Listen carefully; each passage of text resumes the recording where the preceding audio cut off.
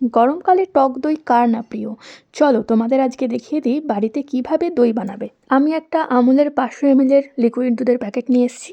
এটাকে একটা বাটিতে ঢেলে গ্যাসে ফুল ফ্লেমে বসিয়ে রাখলাম যতক্ষণ না উথাল আসে। তার ফাঁকে আমি একটা চীনামাটির বোল নিয়ে নিলাম, আর যেইখানে দইটা বানাবো সেই জায়গাটাকে রেডি করে নিলাম। দুধটা উথাল আসার পরে মোটামুটি মিডিয়াম ফ্লেমে আধা ঘন্টা বসিয়ে রাখতে হবে, যাতে এটা প্রথম পরিমাণের হাফ হয়ে যায়। এবার এটাকে ফ্যানের তলায় এনে নাড়াচাড়া করে ঠান্ডা করে নিতে হবে।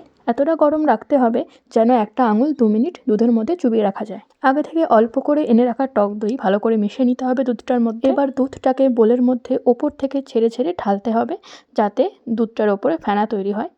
ফেনা তৈরি হলে দইয়ের স্বাদটা বেশি ভালো হবে। ভালোভাবে ঢেকে রাখতে হবে যাতে গরমটা আটকে যায়। প্রায় 12 ঘন্টা এভাবে বসিয়ে রাখতে হবে, একদম যেন নাড়া না পড়ে।